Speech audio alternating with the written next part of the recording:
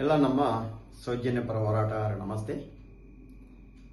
ನಾನು ಮೊದಲನೇದಾಗಿ ಹೇಳೋದೇನಂತ ಹೇಳಿದ್ರೆ, ಯಾವುದೇ ಕಾರಣಕ್ಕೂ SIT ತನಿಖೆ ನಿಲ್ಲಬಾರದು.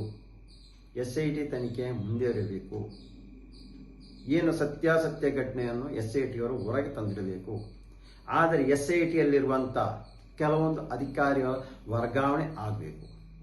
ಇದು ನಮ್ಮ ಉದ್ದೇಶ. ಯಾವುದೇ ಕಾರಣಕ್ಕೂ ನಾವು ಯಾವುದೇ ಒಂದು ನ್ಯಾಯಾಲಯಕ್ಕೆ ಹೋಗಿ SIT ಬಂದ್ ಮಾಡಲಿ ಎಂಬ ಒಂದು ಮನವಿಯನ್ನು ನೀಡಿರುವುದಿಲ್ಲ, ಅರ್ಜಿ ನೀಡಿರುವುದಿಲ್ಲ. ಆದರೆ ಕೆಲವೊಂದು ಷಡ್ಯಂತ್ರ ಬೇರೆ ಕಡೆ ನಡೀತಾ ಇದೆ. ಅದಕ್ಕೂ ನಮ್ಮ ಸೌಜನ್ಯ ಹೋರಾಟಗಾರರು ಯಾವುದೇ ಸಂಬಂಧ ಇರುವುದಿಲ್ಲ. ದಿನಾಂಕ 4/9/2025 SIT ಕಚೇರಿಗೆ ನನ್ನ ಕರೆಸಿ ನನ್ನ ಮೇಲೆ ಸಾಕ್ಷಿ ಸಂರಕ್ಷಣಾ ಕಾಯ್ದೆ ಅಡಿಯಲ್ಲಿರುವಂಥ ಚಿನ್ನಯ್ಯನಿಂದ ಹಲ್ಲೆ ಮಾಡಿರೋದು ನೈಜ ವಿಷಯ. ಹೌದು, ಯಾವುದೇ ಸುಳ್ಳು ವಿಷಯ ಅಲ್ಲ. ಯಾವುದೇ ಪೊಲೀಸರ ಮೇಲೆ ನಾನು ಗೂಬೆ ಕೂರಿಸಲಿಕ್ಕೆ, ಅವರ ತೇಜವಧೆ ಮಾಡಲಿಕ್ಕೆ ಯಾವುದೇ ದೂರು ಕೊಟ್ಟಿರೋದಲ್ಲ.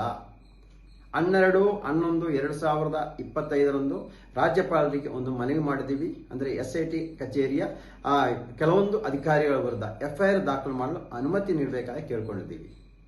ಅದೇ ರೀತಿಯಲ್ಲಿ ಬೆಳ್ತಂಗಡಿ ಠಾಣೆಗೂ ಪೊಲೀಸ್ ಮಹಾನಿರ್ದೇಶಕರು ನಾನು ದೂರು ನೀಡಿದ್ದೇನೆ. ಬೆಳ್ತಂಗಡಿ ಠಾಣೆಯಲ್ಲಿ NCR ಮಾಡಿಕೊಟ್ಟಿದ್ದಾರೆ. ಇನ್ನು 15 ದಿನ ಬೇಕು ಅಂತ ಹೇಳಿರ್ತಾರೆ. ಯಾವುದೇ ಕಾರಣಕ್ಕೂ ನನ್ನ ಈ ಹೋರಾಟ ಹಿಂದೆ ಹೋಗಲ್ಲ. ನನಗೆ ಆಗಿರೋ ನೋವು ಇನ್ನೊಬ್ಬರಿಗೆ ಆಗಬಾರ್ದು. ಅದರಿಂದ ಇದಕ್ಕೆ ನ್ಯಾಯ ಸಿಗುವವರೆಗೂ ನಾವಿರ್ತೀವಿ. ಈ ಒಂದು ಹೋರಾಟಕ್ಕೆ ನಮ್ಮ ಪ್ರಾಣ ಬೇಕಾದ್ರೂ ಕೊಡ್ತೇವೆ, ಇಲ್ಲಂತ ಅಲ್ಲ. ಆದರೆ ತನಿಖೆ ಸತ್ಯಾಸತ್ಯ ರೀತಿಯಲ್ಲಿ ಹೋಗಬೇಕು. ತುಂಬ ಜನಕ್ಕೆ ಏಕೆ ಇಷ್ಟು ಡಿಲೇ ಮಾಡಿರೋದು ಅಂತ ಅವತ್ತಿನ ಒಂದು ರೀತಿಯಲ್ಲಿ ಕಂಡೀಷನ್ ಅದೇ ರೀತಿಯಲ್ಲಿ ಇತ್ತು. ಇನ್ನೊಂದು ಕಡೆಯಿಂದ ನೋಡಿದರೆ ನನ್ನ ಮೇಲೇನೋ ಹಲ್ಲೆ ಮಾಡಿ ಆ ಇಲಾಖೆಯಲ್ಲಿ ಒಂದಿಷ್ಟು ಟೀಮ್ ಇದ್ದಾರೆ, ಇನ್ನೊಬ್ಬರಿಗೆ ಅದರಲ್ಲಿ ಇರುವವರಿಗೆ ಖುಷಿಪಡಿಸಿ ಇನ್ನೊಂದು ಕಡೆಯಿಂದ ಬೇರೆ ರೀತಿಯಲ್ಲಿ ತನಿಖೆ ಮಾಡಬಹುದು ಎಂಬ ಉದ್ದೇಶ ನಂದಿತ್ತು. ಆಗ ನಾನು ದೂರು ಕೊಟ್ಟು ಅದನ್ನು ಗೊಂದಲಪಡಿಸಬಾರ್ದು, ತೊಂದರೆ ಆಗಬಾರ್ದು ಎಂಬ ಉದ್ದೇಶ ನಾನು ಕೊಟ್ಟಿಲ್ಲ. ಒಂದನೇದಾಗಿ.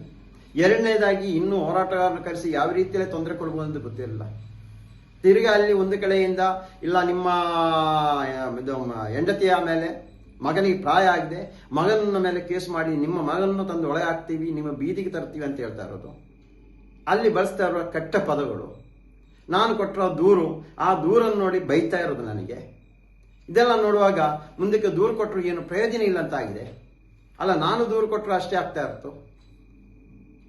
ಅದರ ಪ್ರಕಾರ ನನ್ನ ನೋವಿಗೆ ಮೆಡಿಸಿನ್ ತೆಕ್ಕೊಳ್ಳೋಕ್ಕೋಸ್ಕರ ಉಜಿರೆ ಬೆನಕ ಹಾಸ್ಪಿಟಲ್ ಹೋಗಿರೋದು ಸತ್ಯ. ಹೋಗಿ ಅಲ್ಲಿ ಟ್ರೀಟ್ಮೆಂಟ್ ತಗೊಂಡೆ. ತಿರ್ಗಾ ನಾನು SIT ಆಫೀಸ್ಗೆ ಹೋಗೋ ಮುಂಚೆನೆ SIT ಅಧಿಕಾರಿಯವರು ಬೆನಕ ಹಾಸ್ಪಿಟಲ್ಗೆ ಬಂದು ಅಲ್ಲಿಂದ ನಾನು ಏನು ಟ್ರೀಟ್ಮೆಂಟ್ ತಗೊಂಡೆ ವರದಿ ತೆಕ್ಕೊಂಡಾರೆ. ಅದೇಕೆ ಸ್ವಾಮಿ, ಅದೇಕೆ ನನ್ನಿಂದ ಬೀಳ್ಬೇಕಿತ್ತು? ಅಲ್ಲಿ ತಿರುಗಿ ಇವಾಗ ಹಾಸ್ಪಿಟಲ್ಗೆ ಹೋಗಬಾರ್ದಂತೆ ಮಾರನೇನ 5ನೇ ತಾರೀಕು 4ನೇ ತಾರೀಕು ಸಾಯಂಕಾಲ ಒಂದು 4 ಗಂಟೆ ಹೊತ್ತಿಗೆ ನನ್ನ ಮೇಲೆ ಹಲ್ಲೆ ಮಾಡಿ, 4ನೇ ತಾರೀಕು ರಾತ್ರಿ 10ವರೆಗೆ ನನ್ನ ಮಾವ ಅಂದರೆ ಬಳಿಯಾರ ಮಾವ ಅವ್ರನ್ನ ಕಳಿಸಿ ಅವರೊಟ್ಟಿಗೆ ನನ್ನ ಮನೆಗೆ ಕಳಿಸಿರೋದು. 5ನೇ ತಾರೀಕು ನಾನು ಟ್ರೀಟ್ಮೆಂಟ್ ತಗೊಂಡಿರೋದು. 5ನೇ ತಾರೀಕು ಒಂದೂವರೆ ಹೊತ್ತಿಗೆ ನಾನು SIT ಕಚೇರಿಗೆ ಹೋದೆ. ಮಾರನೇ ದಿನ 6ನೇ ತಾರೀಕು ಬೆಳಿಗ್ಗೆ ಜಾವ 2ವರೆಗೆ ನಾನು ರಿಟರ್ನ್ ಕಳಿಸಿರೋದು. ಇದೆಲ್ಲ ಏನು ಸ್ವಾಮಿ ಇದು? ಇದನ್ನು ಹೇಳ್ಬಾರ್ದಾ? ನಾನೆಲ್ಲಕ್ಕೂ ತಯಾರಾಗಿದ್ದೆ. ಈ ವಿಷಯವನ್ನೆಲ್ಲ ಮಹೇಶನಿಗೆ ಹೇಳಿದೆ. ಮಹೇಶನ್ ಹೇಳು ದೂರು ಕೊಡಿ ಅಂತ. ಮಂತ್ರಿ ಸರ್ಗೂ ದೂರು ಕೊಡಿ ಅಂತ ಹೇಳಿದ್ರು. ಅವರಿಗೆ ಮಹೇಶನ್ನೇ ಹೋಗಿ ನೇರವಾಗಿ ಹೇಳಿದ್ರು ಈ ಥರ ಆಗಿದೆ ಅಂತ. ಅವರು ನನಗೆ ಕೇಳಿದ್ರು, ಏನಿಲ್ಲ ಸರ್ ಅಂತ ಹೇಳಿದೆ. ಯಾಕೆಂದ್ರೆ ಹೋರಾಟ ಇದು ತನಿಖೆಯ ದಾರಿ ತಪ್ಪಬಾರದು ಉದ್ದೇಶದಿಂದ ಮಾತ್ರ ಮಾಡಿರೋದು.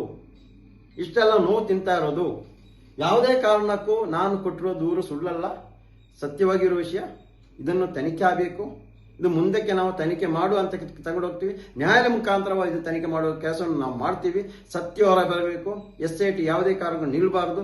SITಯಲ್ಲಿರುವ ಅಧಿಕಾರಿಯನ್ನು, ನಿಷ್ಠಾವಂತ ಅಧಿಕಾರಿಯನ್ನು ಉಳಿಸಿ ಉಳಿದ ಅಧಿಕಾರಿಯನ್ನು ಹೊರಗೆ ಕಳಿಸಿ, ಏನು ಆ ಧರ್ಮಸ್ಥಳದಲ್ಲಿ ಆಗಿರುವಂಥ ಅತ್ಯಾಚಾರ, ಕೊಲೆ, ದರೋಡೆ, ಭೂ ಕಬಳಿಕೆ ಕೆಲಸಕ್ಕೆ ಯಾರು ಕೈ ಹಾಕಿದರೆ ಅವರಿಗೆ ಕಾನೂನು ರೀತಿಯಲ್ಲಿ ಶಿಕ್ಷೆ ಕೊಡೋ ಕೆಲಸ ಬೇಕು. ಅದಕ್ಕೋಸ್ಕರ ಇಷ್ಟೆಲ್ಲ ತ್ಯಾಗ ಮಾಡಿ ನಿಂತಿದ್ದೀವಿ. ನಾವು ಇನ್ನೂ ಬೇಕಾದ್ರೆ ನೀವು ನಮ್ಮನ್ನು ಬಲಿದಾನ ಮಾಡಬೇಕಾದ್ರೆ ಅದಕ್ಕೂ ನಾವು ರೆಡಿ ಇದ್ದೀವಿ. ತೆಕ್ಕೊಳ್ಳಿಬೇಕಾದ್ರೆ ಆ ಸತ್ಯ ಹೊರ ಬರಲಿ. ಅಲ್ಲಿ ಆಗಿರುವಂಥ ನೊಂದವರಿಗೆ ನ್ಯಾಯ ಕೊಡೋ ಕೆಲಸವನ್ನು ಅಧಿಕಾರಿಯವರು ಮಾಡಬೇಕು, ಸರ್ಕಾರ ಮಾಡಬೇಕು, ಜನರು ಮಾಡಬೇಕಂತ ಈ ಮೂಲಕ ಎಲ್ಲರೂ ನಾನು ವಿನಂತಿಸಿಕೊಳ್ತಾ ಇದ್ದೀನಿ.